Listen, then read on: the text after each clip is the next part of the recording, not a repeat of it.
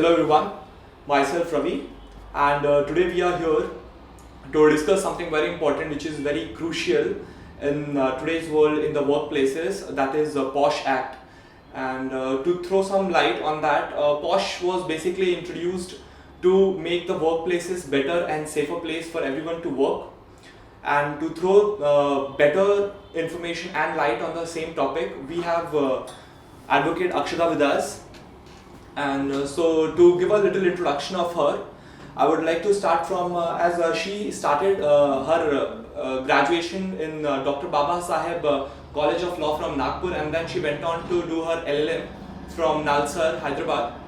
And then after graduating from Nalsar, she went on to Hungary for further more achievements. She even attended many international cases, and she worked for almost 3 years over there. And after finishing and achieving many events and projects over there, she came down to India, and now she is founder and partner at Legal.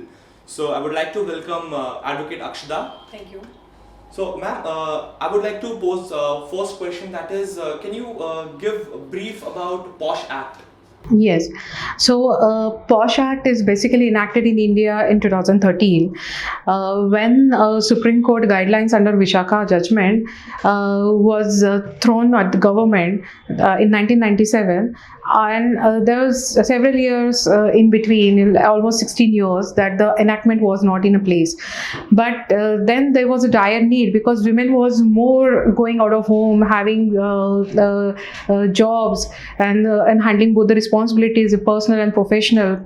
It was a dire need in India after globalization that the environment where the women are working should be safer, and the environment should not be hostile, because we always been a patriarchal society. So there, workplace always mean for a man. So women, when she is out, it is like she has to struggle somewhere to achieve some goal in her life professionally, particularly. So for that, it was a dire need. It was first enacted and mouthed through the judgment of Vishaka, and the government guidelines were not in place. Supreme Court was again and again warning government to have an enactment. So finally, after 16 years of that judgment, we had PoSH Act, which we called Sexual Harassment Prevention at Workplace Act. So now, what is your opinion on other legislation and acts pertaining to this PoSH Act? Okay, so it was not like that we did not have PoSH Act, or we did not have sexual harassment as in place in the workplace as a misconduct. It wasn't like something has bad happened to a woman, then she don't have any avenue, or she cannot knock the doors of court. But those acts were not that focused, I will say, for the sexual harassment particularly. To name this act, we had model standing orders under employment standing orders rules framed by central government. It specifically expressly says this term sexual harassment will amount to a misconduct, and it also interestingly has committee in place for the trial of misconducts. So now, basically I'll say that employee standing orders had a broader perspective, because PoSH Act has only women as aggrieved. It identifies women as an aggrieved person. But yes, but employee standing orders do not discriminate such. Even men can go and complain about sexual harassment. Then again, we had IPC, Indian Penal Code, in place, wherein outraging modesty of women under section 354 and all, it was also in place. But then you have to route this through criminal proceedings in India, like filing FIR, going to a police, filing the complaint, and then they will be taking investigations and all. So I will say it is an easier avenue which was given by legislation under PoSH Act. Yes ma'am, definitely. There were many other laws present over there, but then interestingly, nobody knew about that. That is very sad phase of it. Yes. But now, luckily, we are getting more aware about these things. Yes.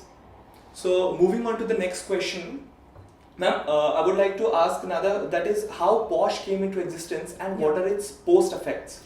Correct. So basically, as I already said, in 1993, there was a woman who was working as a social worker in Rajasthan on behalf of government. mind you, on behalf of government. She was a Dalit woman. Her job was to prevent that time there were a lot of child marriages happening in India. Now it is reduced, but then that time there were a lot of child marriages. She tried to prevent a child marriage of 1-year-old girl, and for that 5 men raped her in front of her husband. So now this was under the roof. It was broomed by all the political parties. Nobody was happy to make this as news, and this all 5 men was acquitted. But few social workers came together on the platform called Vishakha. They filed this public interest litigation in Supreme Court under Article 32, wherein you can knock the doors of Supreme Court for the violation of fundamental right. And obviously, in this case, there was a violation of fundamental right. And why she was raped? For protecting a girl to get married who was just 1 year old, was a baby. And again, she was doing her job as a social worker on behalf of government. So that was a sexual harassment, clear-cut sexual harassment at a workplace. Then Supreme Court in 1997, when a lot of trial happened, the both parties were heard and all. Through this case, it was a pioneer case wherein Vishakha guidelines were framed. And the Vishakha guidelines, Supreme Court was like, till the enactment of act with this certain kind of framework, are guidelines to be followed.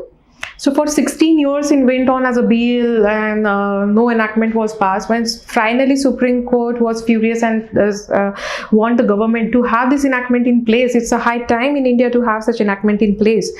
They enacted this act, and which was much needed. And through this, as you mentioned, it is awareness that has been created towards sexual harassment.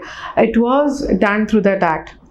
We'll come later how it is executed and all. The effects mainly was to give easy access to women to go and file the complaint against, to voice against such kind of harassments.